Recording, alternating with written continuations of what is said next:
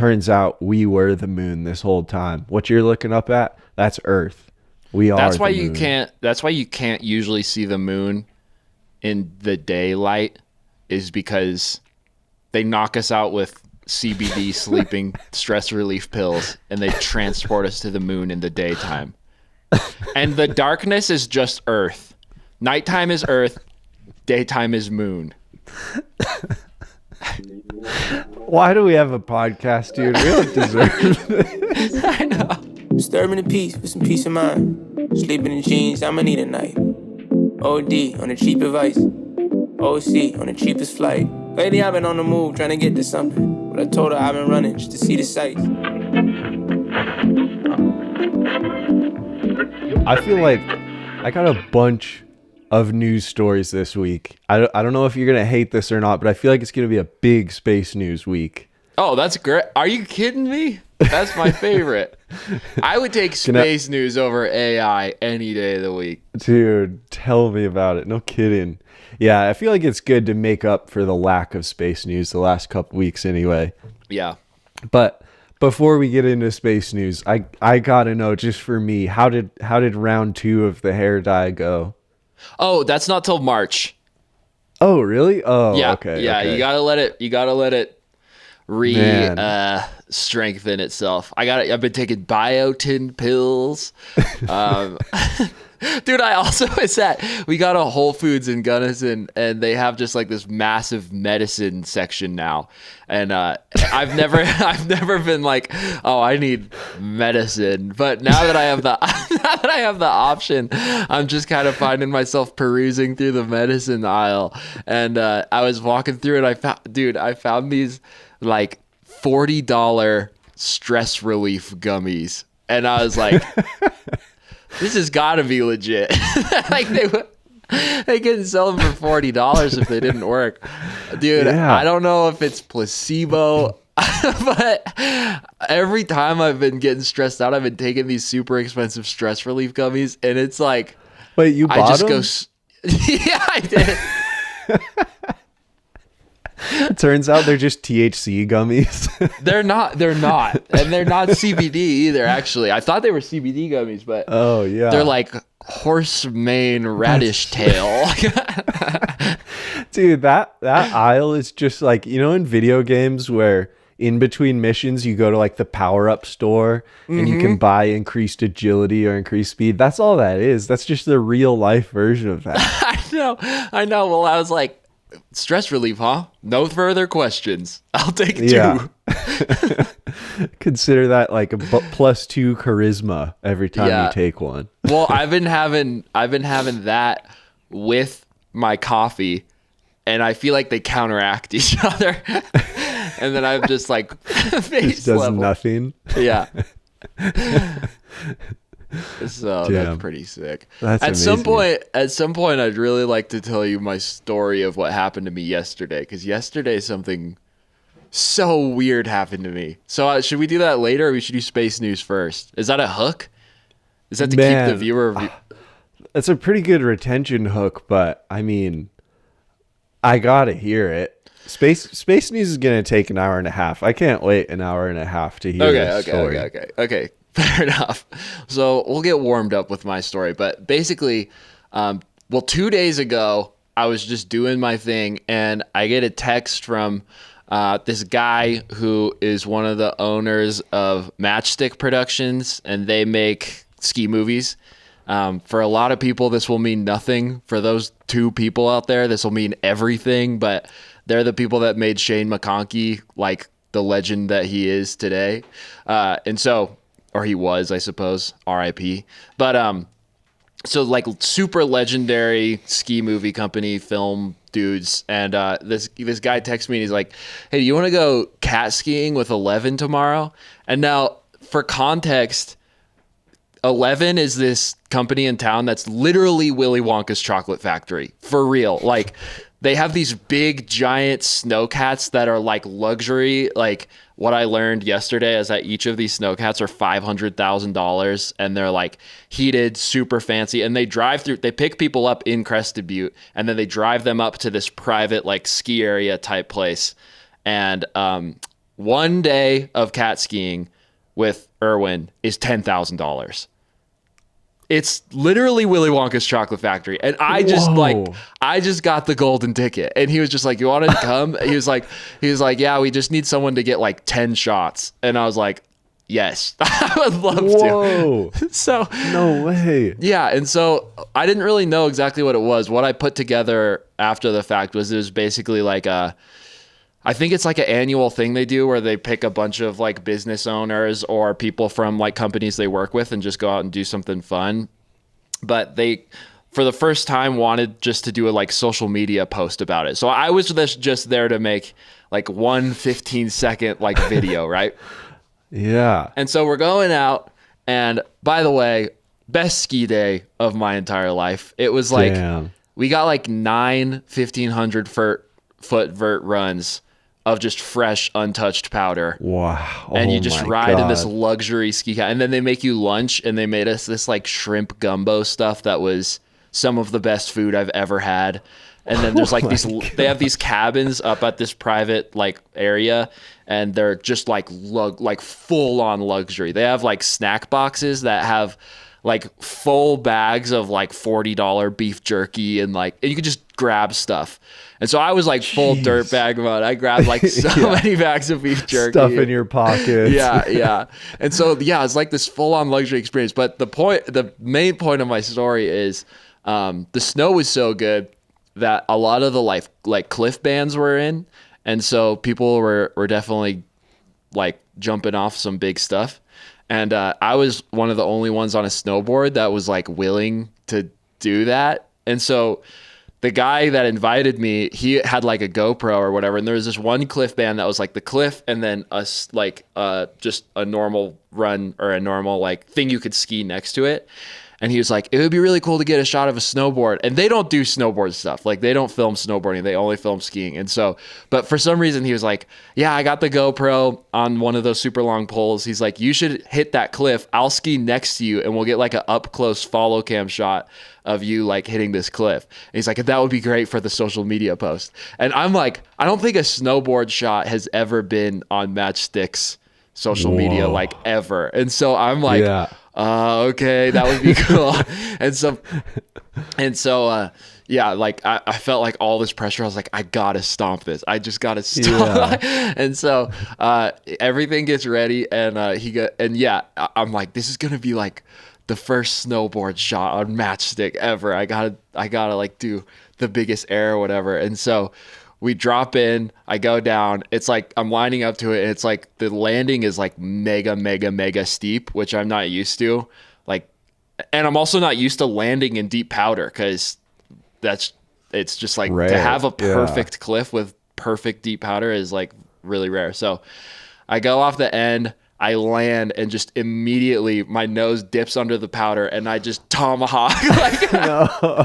Like as soon as my feet touch the ground, I'm just like, and I have like my camera bag on and everything, and and so I came like super close to hitting a tree too, but I missed the tree, and so it's just this disaster. And dude. And so anyway, needless to say, that shot's probably not gonna make it's not gonna make the video. Oh my gosh, I should have said my prediction ahead of time, because I would say I've come to know you pretty good, and I've come to understand your general luck in life, and you tend to be the guy that stumbles upon the craziest lucky experiences ever, and then ends up having the worst luck imaginable in those experiences. The cool so experience. Literally, before you told the story, I thought in my head, I was like, of course Shaffer had that happen where he won this golden ticket to a Willy Wonka type thing, but I'll bet he like broke his camera or hurt his knee or something on this trip. So man, it was I knew before I went off that was gonna happen, because I'm the same way. I'm like, something has to go wrong here. This is too good. Damn. Do you have the shot at least? Like, will you at least have the memory of you tomahawking? No, my contact at Matchstick has it, so maybe I can get a hold of it somehow. But And so this wasn't filming for like a film project of theirs. It was just social media for that experience. Just for that one little like day out. Yeah. It was nothing like all that official, and which was good. I mean, the light wasn't all that good. I think I got some good shots, but it was pretty hard because like I was having so much fun. It was really hard to, and he said too, he was like, don't work too hard. Be sure to have fun. So sick. it was like the best day ever. It was so cool. Dang.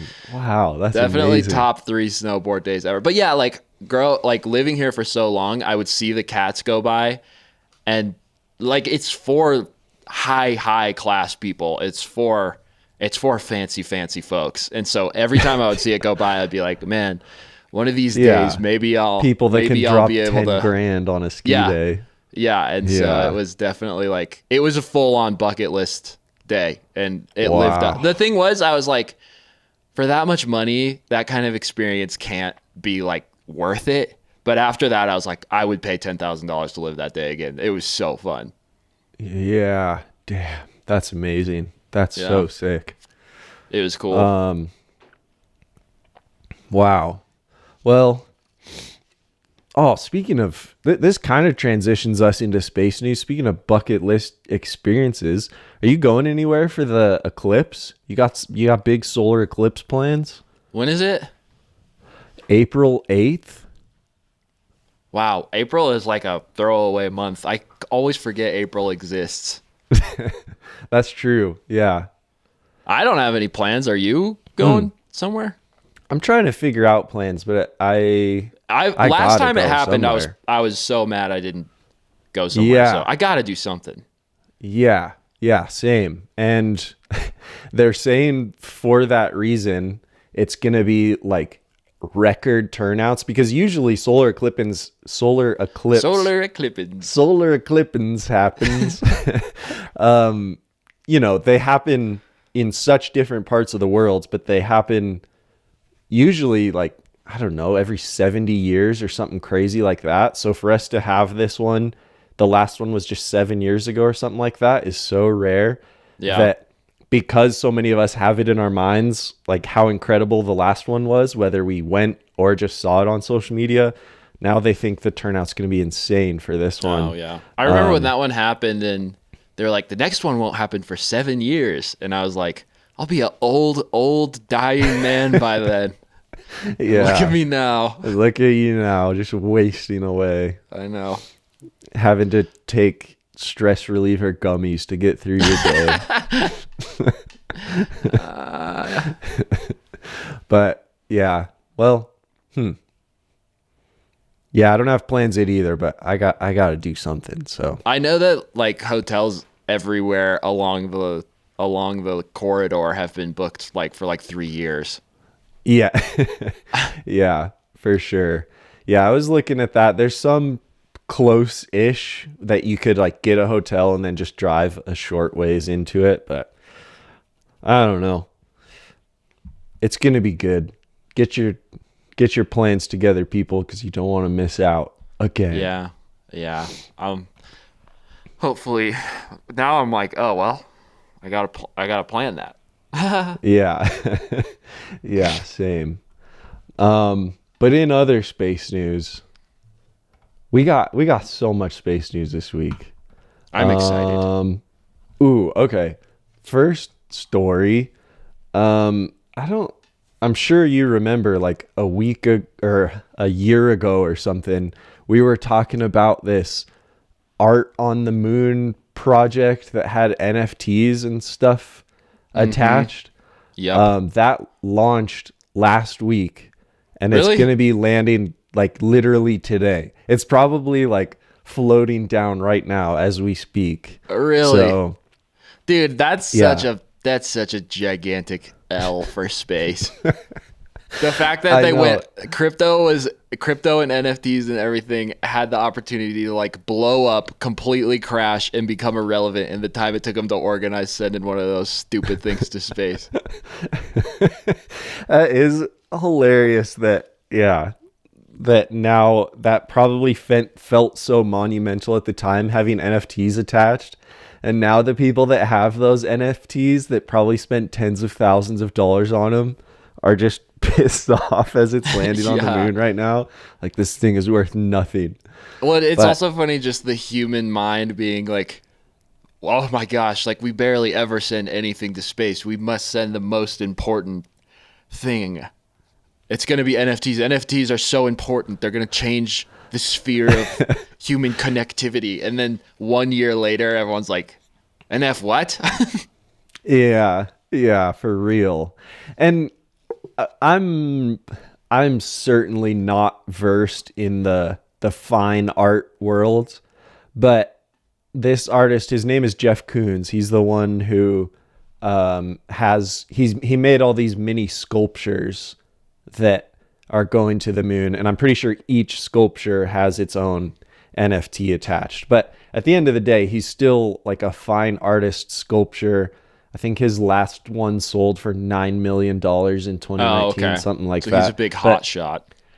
Yeah, and have you seen his work? Because No. again, I don't understand the fine art world very well, but I really don't understand why this guy got picked, because he's most known for balloon animal sculptures, like the classic dog balloon animal.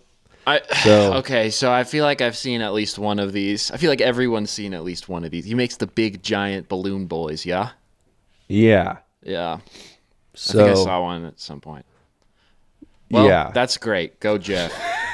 Rich. We got a new rich space Jeff. New rich space Jeff just dropped. yeah. We already literally had one. as we speak. Although, hey, it still hasn't landed yet, probably. So maybe it's gonna land upside down and break all the sculptures. I don't know. That would be Only kinda time fly. will tell. Yeah. But by the time this is out, you can find out for yourself if he did it or It's not. probably live streaming right now too, with probably something super cringe. Like we probably have like Snoop Dogg commentating on the live stream on CNN or something because we live in the worst timeline. No kidding. What? I might have already asked you this, but if you had to make physical art and send it to space, would you do a balloon animal sculpture or would you do something else? Easy, dude. Balloon animal sculpture. Ooh, I know what I would make. I would make something. I would make a ceramic moon rock that looks exactly like every other rock on the moon. And then I would have them build a like Mars rover thing that could throw things really, really far. And then I would have it throw my rock. And my rock has a tiny little signature on it. And the only way you can tell it apart is if you find the tiny little signature. And then I would have Mars Man huck it off into space somewhere.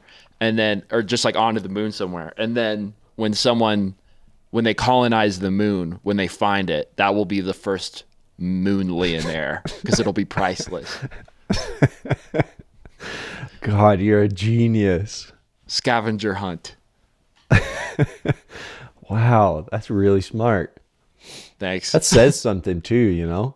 Yeah, Because I then know. there'd be all these fraudsters just picking up random moon rocks and telling people it's the Yeah, one. and forging my signature, but my signature is an NFT, so it can be verified on the blockchain. Yeah, of course. What would your moon art be? I guess round 2, because I think we have done this question before. I would. I would either launch a full size scale model replica of a Waffle House and plant it on the moon. Yep. Because that would be sick, just to have like a glowing neon Waffle House on the moon. On the moon. Dude, all the film Yeah. photographers would just be dying to get to the moon. Yeah, exactly. And it'd be sick if it was just equipped with robots that like fought each other and threw plates of food in each other's faces, and just That'd be gave you cool. like the true Waffle House experience. Yeah, like a Epcot robot yeah. ride. Yeah, exactly. Either that, or I would launch a frame by frame flip book of Home Alone 2 Lost in New York City. One of those. Yeah, that adds up. That's not actually all that surprising. Dude, also just minor side note, when I was talking about film photographers would eat that up. On this snowcat trip, I brought this new like point and shoot film camera, like this like 80s old, and I've never shot through a roll of film on it, so I have no idea if it works. And they made me take the group photo on it, and I don't know if the group photo is gonna work. Oh my god! And that's the only group photo. I think That's someone crazy. else got like one on their phone, so hopefully that'll suffice when because like you said, I'm the luckiest unlucky. There's no way that film is coming back. Yeah. Yeah, So definitely not. Anyway, sorry, back to Waffle House on the Moon. That's okay. I think that's the end of the Art on the Moon story. Okay. Congrats, Jeff. Next story. Oh, speaking of film photographers on the moon, dude, even NASA's getting onto the retro vintage kick here. Oh, good. Are they gonna retroactively? Oh man, I was gonna make a horrible joke.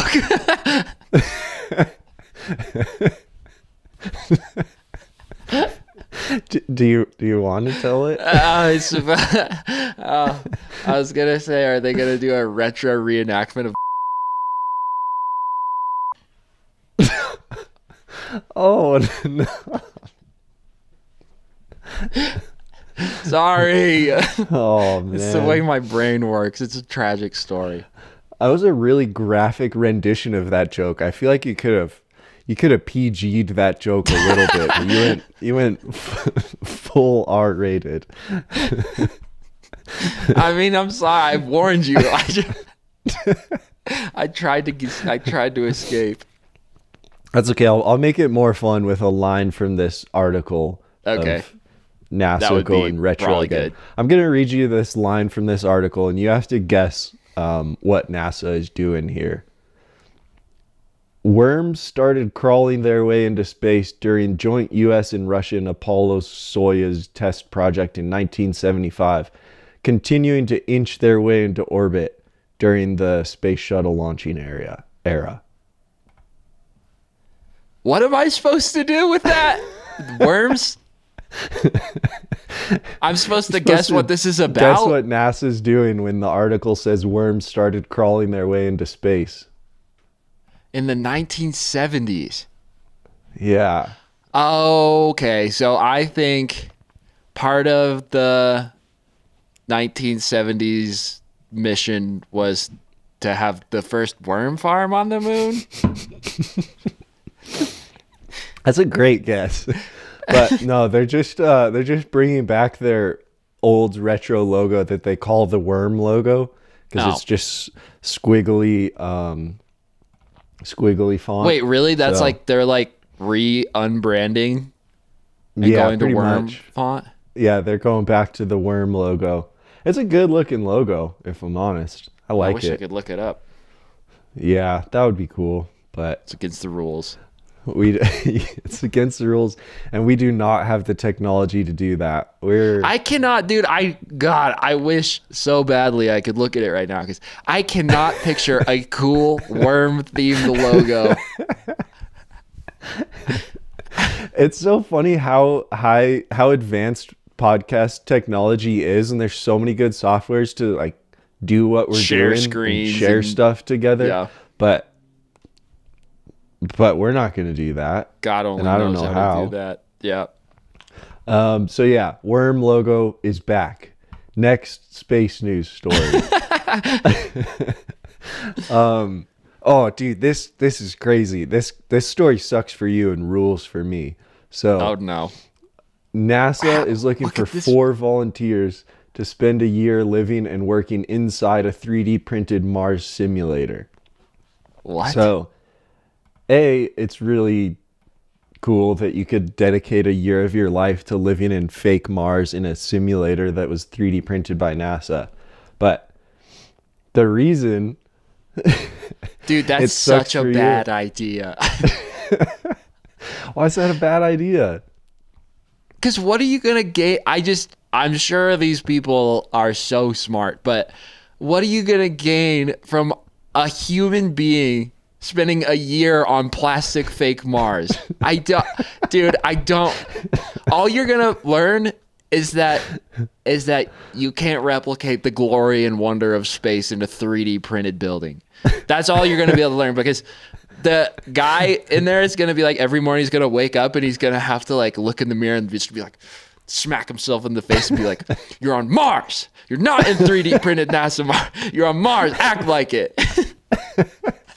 And then he's going to go out and he's going to go, because he knows he's being filmed Truman Show style. He's going to be like, well, it's another good day here on Mars.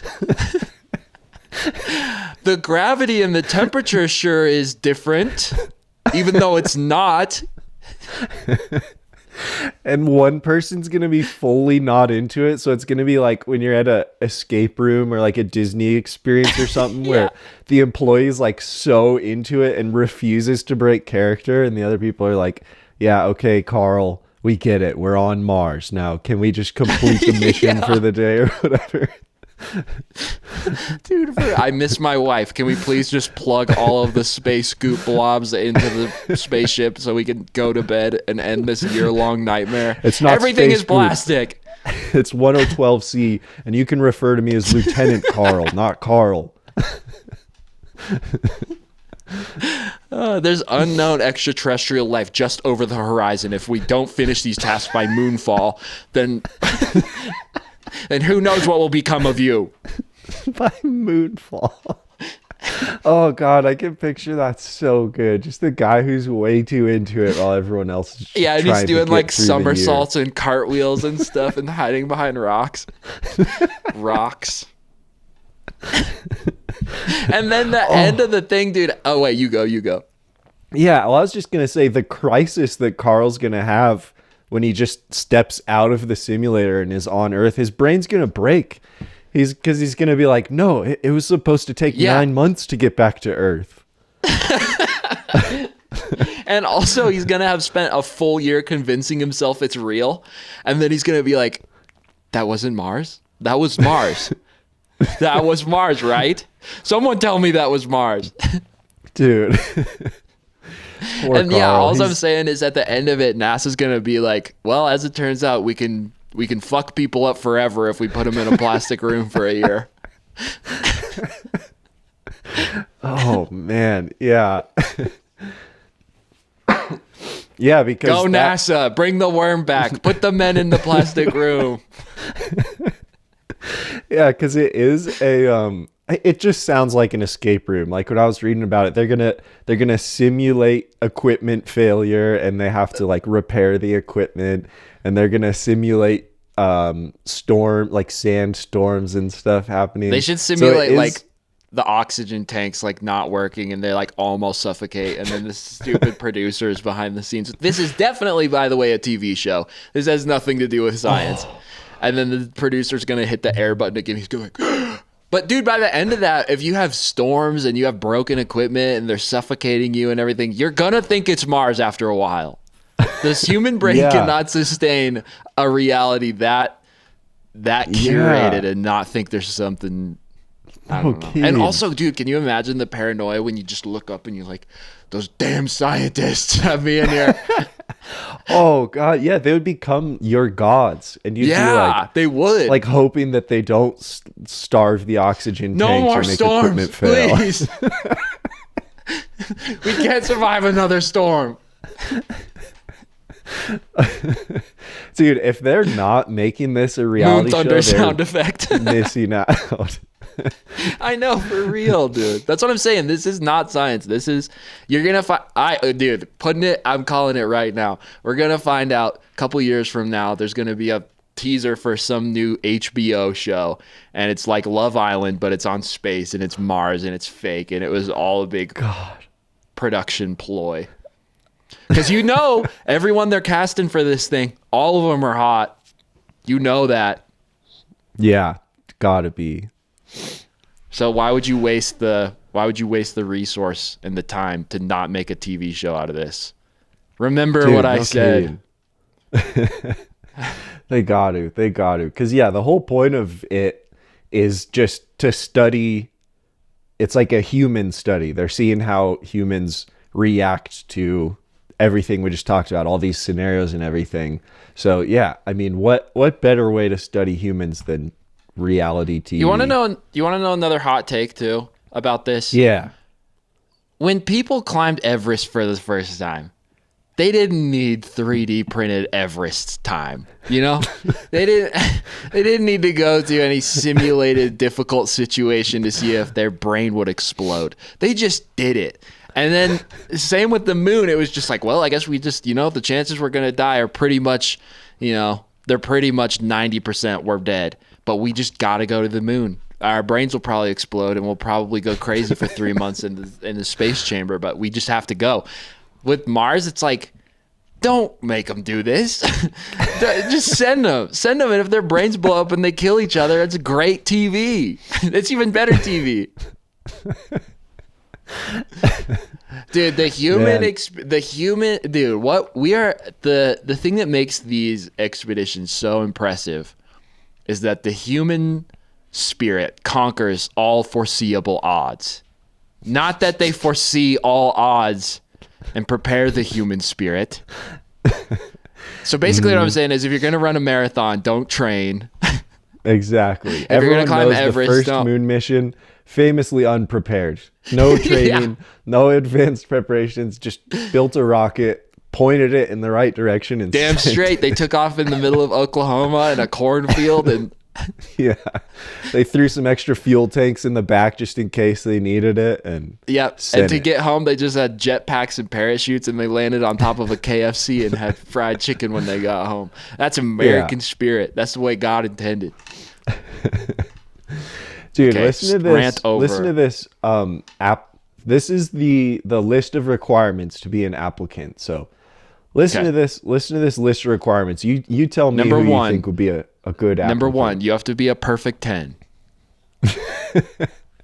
Okay. Number 2, you gotta apply by. You gotta have sexual hunger. No, not for the reality show. Astronaut dude. This is for the kink. real. This is for science, dude. This isn't for the reality show. Sorry. Blonde hair, blue eyes. Okay. To apply, you must be a motivated U.S. citizen or permanent resident between the ages of 30 and 55. You must speak English and be a non-smoker. Applicants should have a strong desire for unique, rewarding adventures and an interest in contributing to NASA's work to prepare for the first human journey to Mars. Applicants must also have experience working in STEM with a master's in engineering, math, biology, or other sciences, and professional experience or at least 2 years doctoral work in these areas or a test pilot program. So, given that, anyone come to mind that could apply for this? You have to. I'm a perfect candidate, dude. You'll be a hero. I read that and was like, no way. I fit all of these categories. Dude, and What you're kind of world are we like living a in that- content dude. That would be like, they don't even know they need that, and they need that. Seriously. Who else are they going to find that has a master's degree in engineering that could also vlog on Mars? Dude, yeah, okay. Dear NASA, I know you're out there. I know how algorithm and SEO work. So for now, this next segment is just called We Need to Get NASA's Attention Now. So NASA. NASA. We're the #1 space news podcast. That's a fact. Number one space news, NASA space news. I feel like I'm just including keywords. Yeah. Worm logo. Retro. Bring back the worm. Artemis. Truman first Show woman style on the moon. breakdown. Moon NFT. I easily am convinced plastic is dirt. NASA. Down with SpaceX, up with NASA. Government funded space makes sense. The moon landing was definitely real and definitely not faked in any way. And I wouldn't know how to fake any other space related content.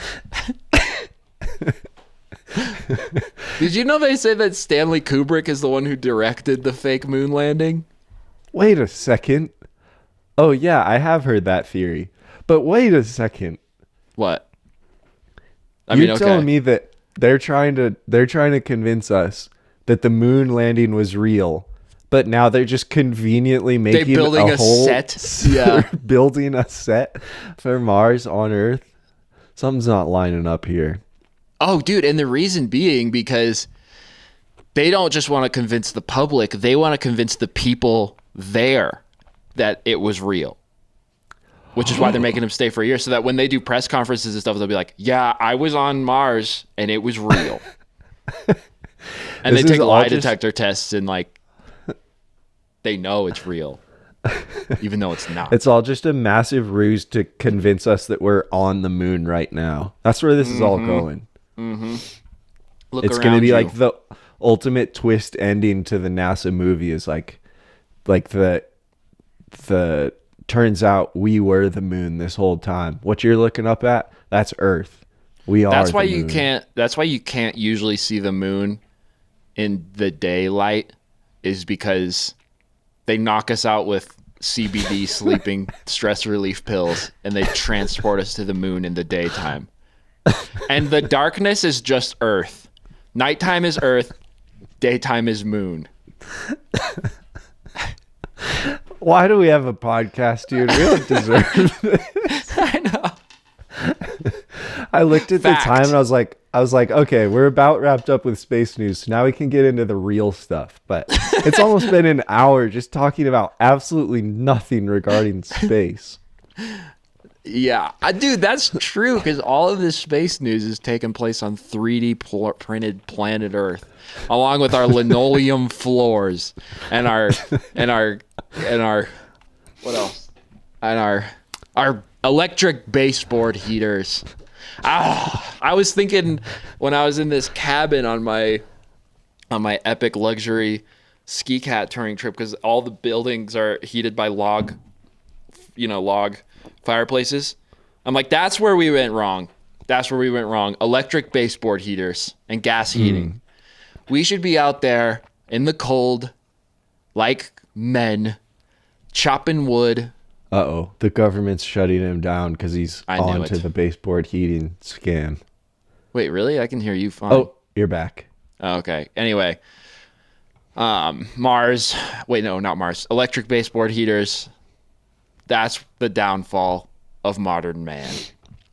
And linoleum floors. Well, all right, now what?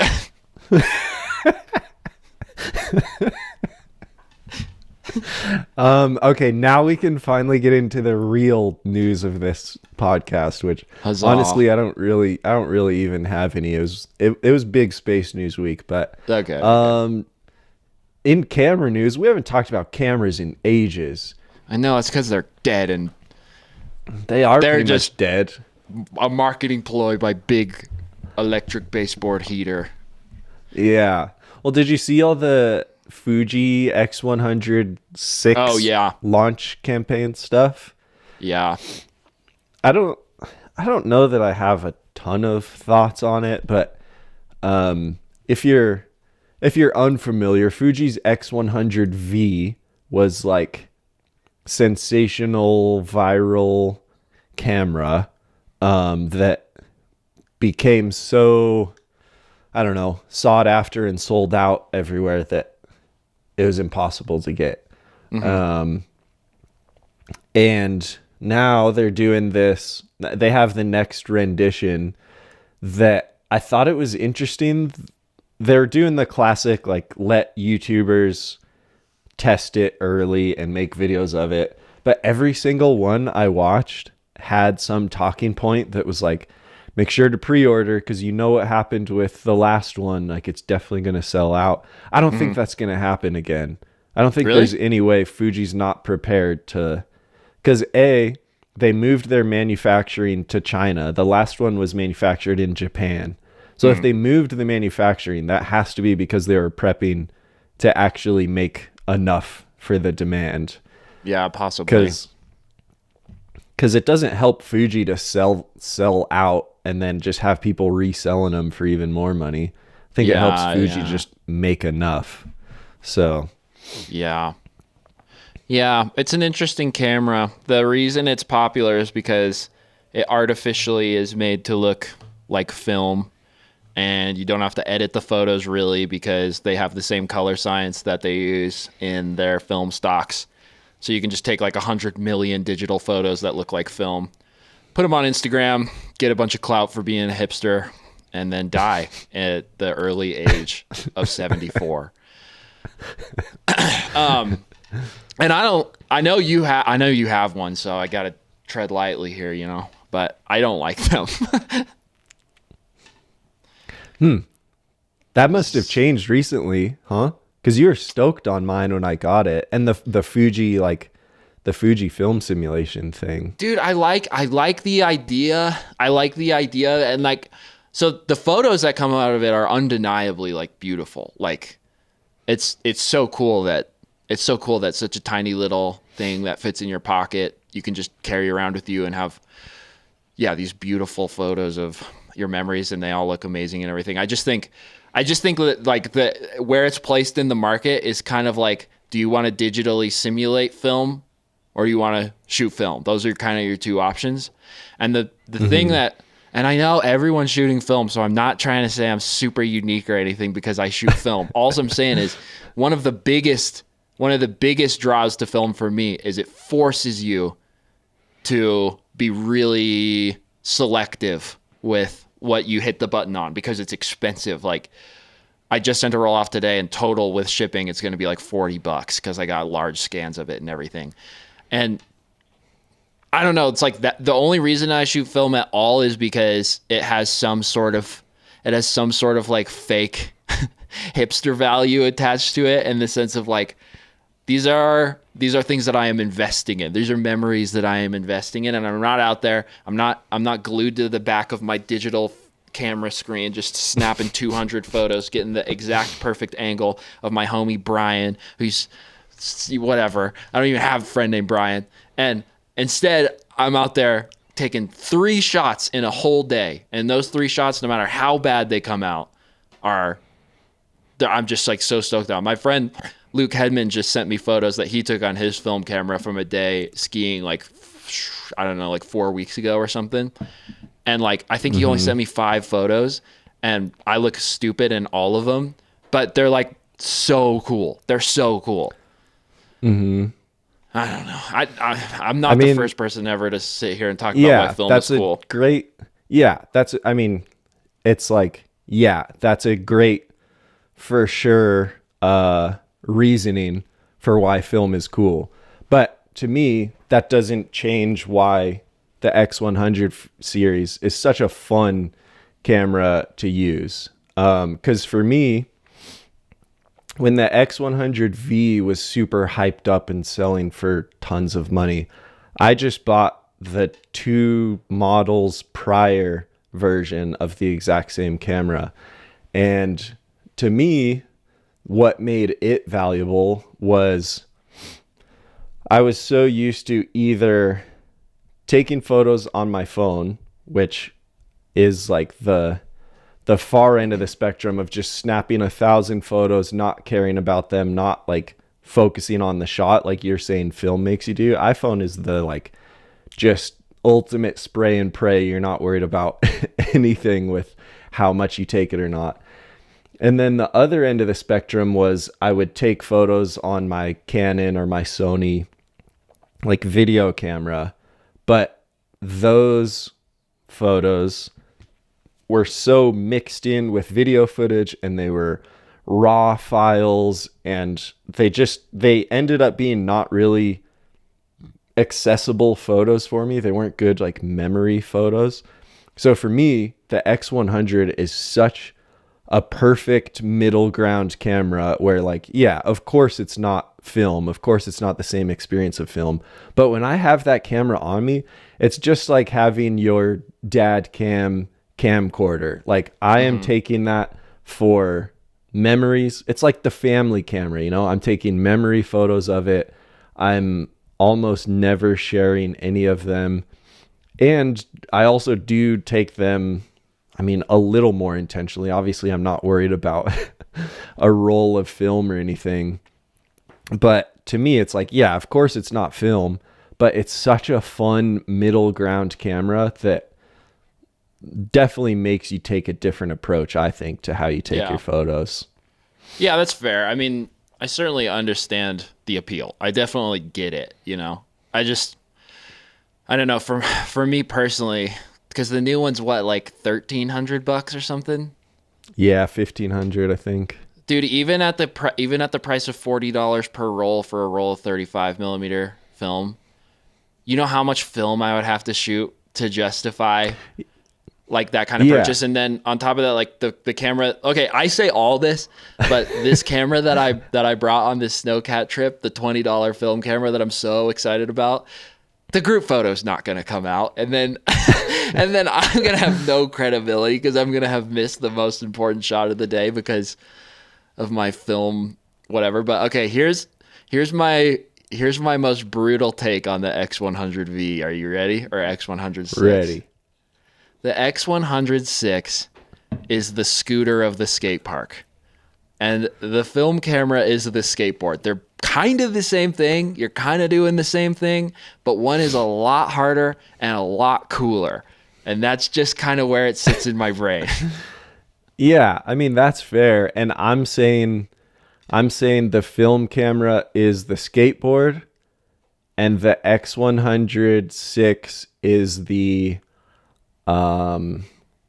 hammer, or is the jigsaw. Like, that, to me, they're not even the same thing. They're not even in the same realm. Like, film photography is one thing and a digital camera is just like, yeah, but it would be a hammer thing. It would be a hammer with a label on it that said this is a skateboard, because it's supposed to look exactly like film. That's like the whole point of it, which feels scooter adjacent to me. It's like, yeah, I could do a backflip, but it's like, yeah, but it's a scooter.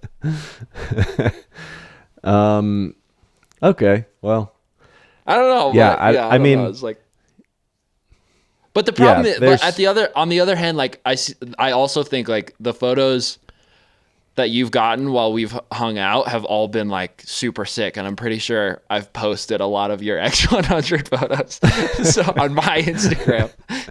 Yeah. So I can't complain that much. I don't know. I'm just like, as a consumer, I don't think I would buy one. I suppose that's all I'm saying. But yeah, for sure. Certainly not and knocking like, anyone that would. It's just not my thing.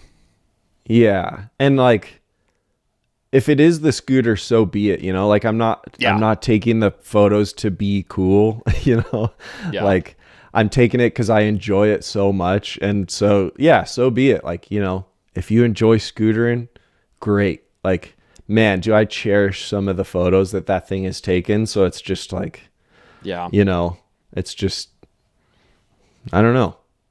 Yeah, it's a great tool. No, for sure. And I'm too something about the whole thing. I don't know what the word is, but really the fact that I even think in these terms is like a sign that I have some growing to do. So I'm like, that camera isn't cool. Well, I mean, part of my thinking, why I even wrote the thing in the notes, was the embargo model that camera companies have done for like almost a decade at this point is just so annoying, and it has to change. Mm-hmm. Because there's no way that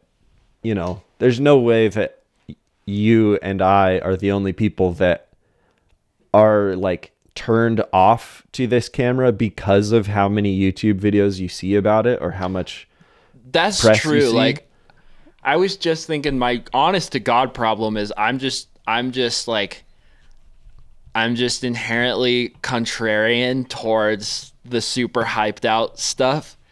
And that doesn't make me like Mr. Cool Guy. It's just like, it's hard to really think something's cool when everybody thinks something is like really, really, really cool. And it's like, at another side of it too is like, there's like 100 million billion people buying this camera. It's like I think it's like one of the best selling like non-phone cameras ever. And it's meant to simulate something that is super fun that employs a bunch of people. Like, I don't know, that's a whole thing a box I don't want to open, but like with film labs and everything, there's this whole like culture and world behind it that it's kind of like what's the word? Like what's the word for when people move into a neighborhood and ruin it? Gentrification. It's kind of like gentrifying like the film. I don't know, like at its worst, you could make that argument that or maybe at its best, it's getting people into the film world. If they're only using a phone and then they're interested in this Fuji, like that's hopefully true, it is also, making people interested in film. And I think it is for sure. I mean, film has been on the rise too in parallel. Like, everyone's shooting film now. So I don't know. I shouldn't think about it too hard. People could do what they want. Yeah. It's one of those things that like we can talk about on a podcast because there's something to talk about, but ultimately it just does not matter at all. That's true. And I'm not like, I don't think either of us are up at night being like, no, thinking about it too much. So yeah, totally. Definitely not. It was just it was the only thing that happened this week that in my head I was like, oh, that's something we could talk about on the podcast, because it was like somewhat camera, video, photo related.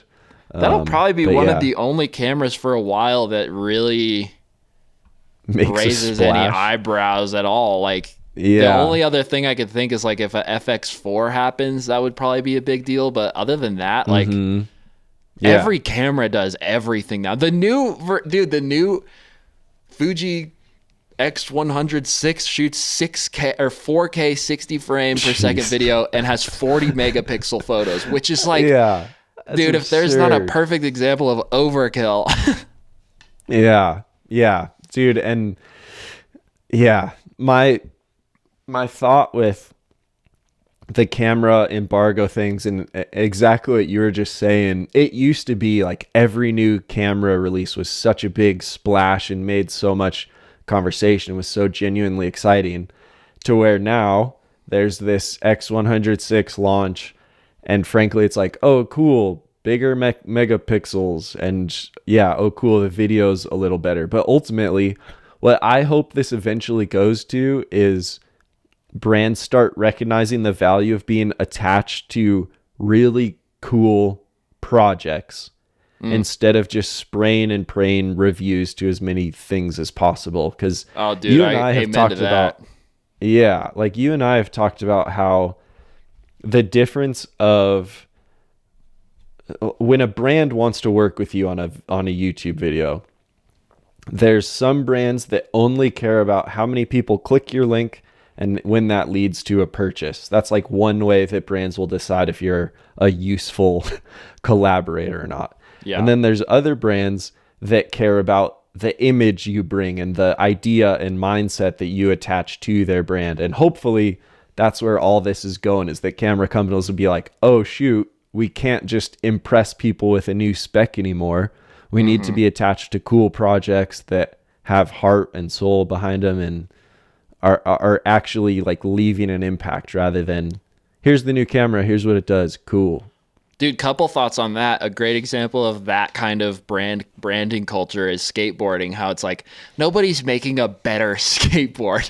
Like they're all made in the same stupid factory, and like basically all you can do is put a cool picture on the bottom, and yet people like die on the hill of what skate brand is like, the one to support or whatever. And like there's definitely a whole nother avenue of marketing to tap into with cameras. Like, dude, if camera companies were more like skate companies and it was like you were like on a team and they're, you know what I mean? And It's just it's a way more fun, a way more personal way to market something. And then alongside that, a great example is, and this will be I'll just call this my pick of the week. But when I was really getting into like high end cinema and filming and all these sorts of things, especially in the action sports world, I saw a trailer for the Teton Gravity Research bike movie Unreal, which is definitely the best thing they ever made to this day. It's like the most epic bike movie ever. So good. And I remember this was when I was like, oh, all the cool action sports things are shot on like Red cameras or whatever. But that whole movie was shot on Sony cameras.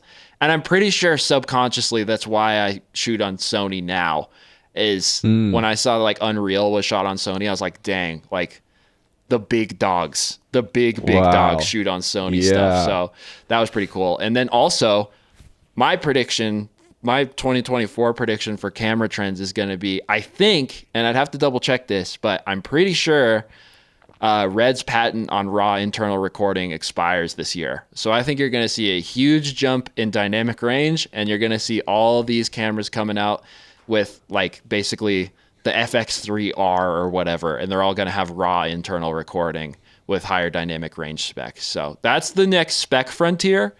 And then, hopefully the next branding frontier is more project and just having some more illustrious storytelling backing the product as opposed to just Gerald undone spec sheets. Sorry, Gerald. I think those are great predictions, and man, do I hope that that's the case. Wait, so your pick of the week is Unreal? Oh, just the trailer. Oh, okay. Ain't nobody got time to watch that.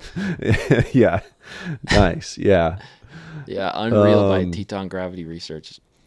That's like, you got to admit, that's like one of the coolest bike movies ever. It's so cool. Dude, absolutely. So, so much. I don't know. I love action sports films that have like so much thought put into them rather than just, back-to-back shot for shot stuff.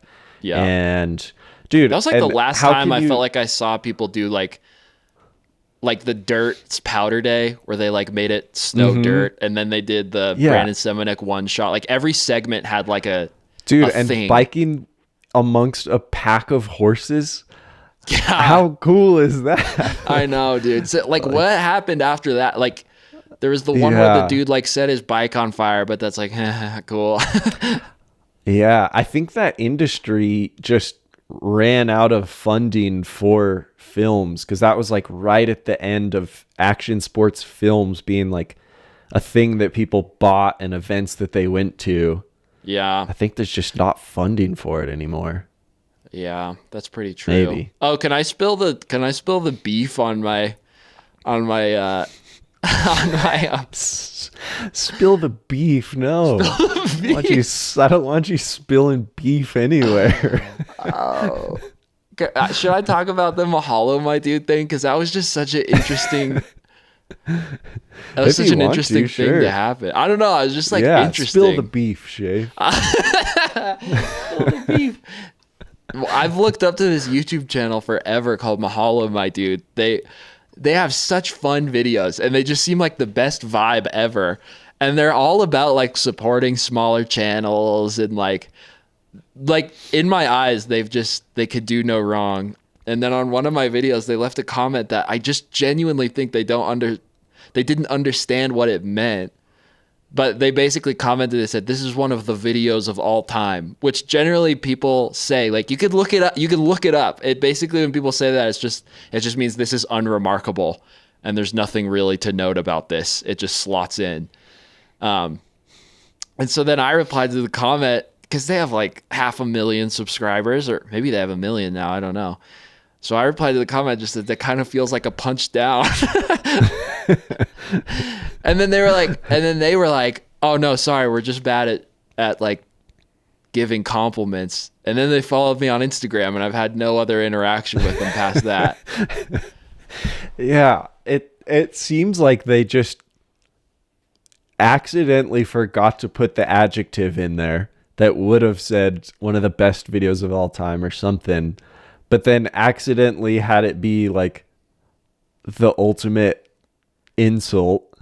Well, especially because their last two videos have been about smaller outdoor industry YouTube channels reacting to mean comments. That's like, and so I was like, did I just get a mean comment from that channel?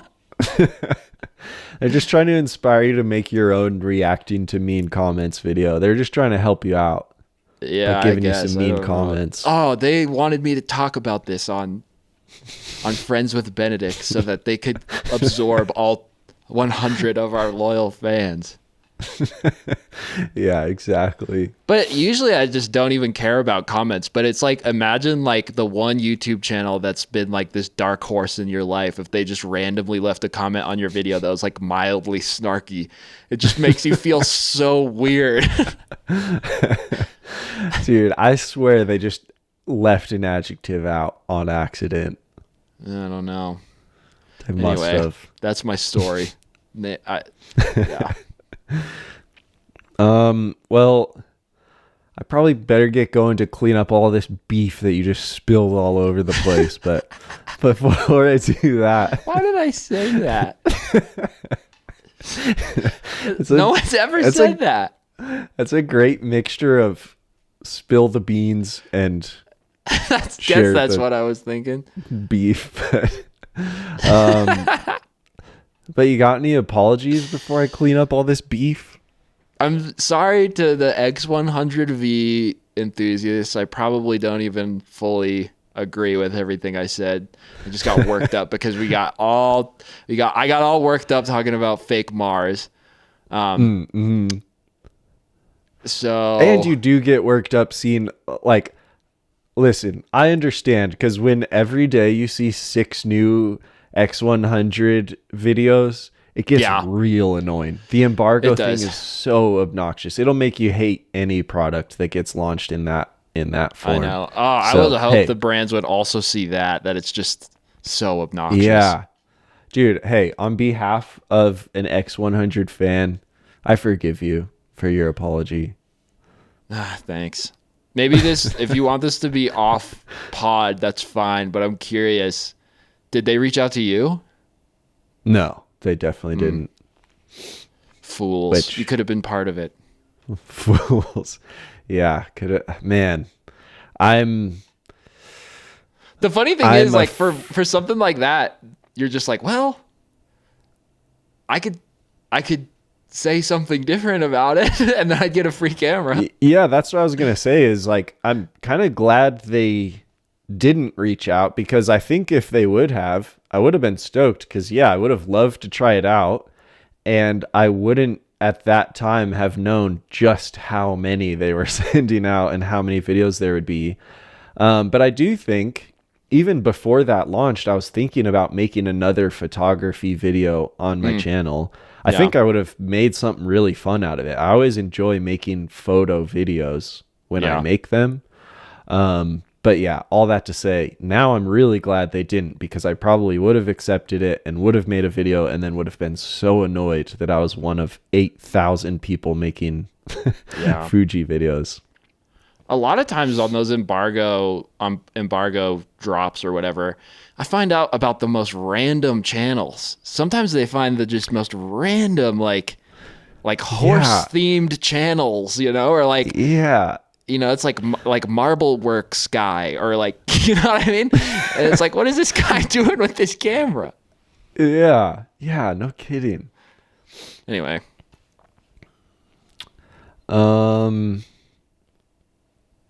I'm sorry to Jeff Koons, because I don't really like your balloon animals, but he doesn't care. He's a freaking bajillionaire. So congrats on your art on the moon. Funny the way it is, huh? Because he was like an artist, and probably in the early days he was like X100V, and we would have been like, there's this dude, he's making balloon animals and I don't vibe with it, but he's an artist. And then he makes money, and then you're like, screw him. No one likes him. Yeah, probably. Yeah, for sure. That's very true. Other than that, I'm not sorry to anyone or anything. Wow. Yeah. I'm just living my life. Dude, I finished my fingerboard skate park. It's dry. I'm going to go sand it right after we hang up. Whoa, I can't you wait. gotta text me a picture. I will. I've been waiting until I sand it to send you a picture because I don't want you to see a prelim photo till you see the true. finished product, you know? Good point. Oh, I'm stoked. Yeah. Oh, I have one last question. Didn't Last Airbender come out this morning? It came out today, yeah. And I honestly thought I was up at midnight last night, so I thought about watching it last night, but I didn't. Dang, but okay. Well, maybe I'll try and watch the first episode and maybe we could talk about it next week. Why did I say that? Maybe. Well, here's when I just searched initial thoughts on it. Here's the first two headlines that came up. Oh, you Googled. A beautifully crafted disappointment. Oh, nice. Can't match the original. So I got high hopes, man. Yeah. And you did just Google something. I just don't want that to go unnoticed. No. It was in my show notes. Notes. Okay. That was one of the things that I was like, I guess we could talk about Avatar, but I haven't seen it yet, and people are disappointed already. So Sick. what's the point? Yeah. True. Yeah. But I don't know. I'll watch it for sure. Yeah. And then I'll be disappointed. Maybe not. Yeah. That'll be cool. Just spending, wonder how many total hours that is. Just knowing you're going to not like it. Yeah.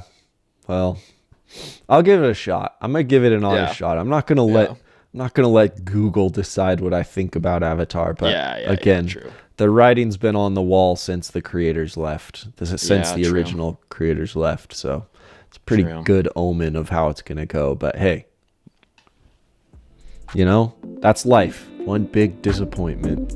Amen. Amen. Yes, sir.